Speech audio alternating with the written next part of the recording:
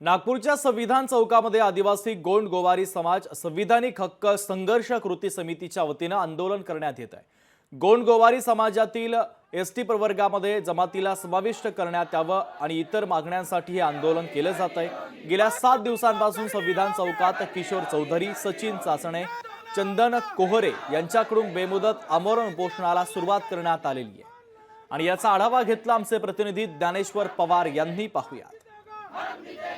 आदिवासी गोंड गोवारी कृती समितीकडून मागच्या 7 दिवसापासून नागपूरच्या संविधान चौकामध्ये जे आहे ते बेमुदत आमरण उपोषण केलं जात आहे। आपण पाहू शकतो की दृश्यांमध्ये जे आहे ते किशोर चौधरी, सचिन चचाने व चंदन कोहरे यांच्याकडून जे आहे ते बेमुदत आमरण उपोषण केलं जात आहे। नेमके त्यांच्या काय मागण्या आणि आज आंदोलनाचं काय स्वरूप असेल ते आपण माहिती जाणून घेऊया। भाऊ, काय सांगाल?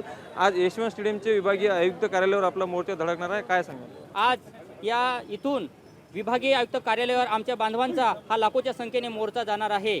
त्या ठिकाणी आम्ही आमच्या मागण्या घेऊन जाणार आहोत। शासन आमच्या मागण्या ज्या आहेत ह्या मान्य करत नाही। आम्हाला सुप्रीम कोर्टानं आमच्या बाजूने न्याय दिलेला आहे। मुळात आम्ही अनुसूचित जमातीच्या यादीमध्ये 1956 पासून समाविष्ट आहोत। नव्यानं आम्हाला अनुसूचित जमातीच्या यादीत समाविष्ट करण्याची मुळीच मागणी नाही। ते 1956 पासून आम्ही त्या अनुसूचित जमातीच्या यादीमध्ये आम्ही समाविष्ट आहोत। या महाराष्ट्र सरकारने आमचा जो अभ्यास करण्यासाठी एक न्यायमूर्ती के.एल. वडनेर समिती स्थापन केली। त्या वडनेर समितीने आमचा जो सांस्कृतिक अभ्यास करून नेला त्याला तो अहवाल 6 महिन्यामध्ये तो सादर करणे आवश्यक होता, परंतु 6 महिन्याचा कार्यकाळ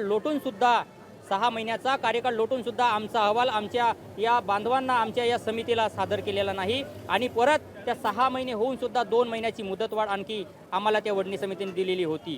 ती मुदतवाढ जी आहे ती आम्हाला नको आहे, कारण का आम्हाला तात्काळ आमचा जो GR आहे तो आमच्या हाती या शासनाने द्यावा। लोकशाही मराठी करता मी ज्ञानेश्वर पवार, नागपूर।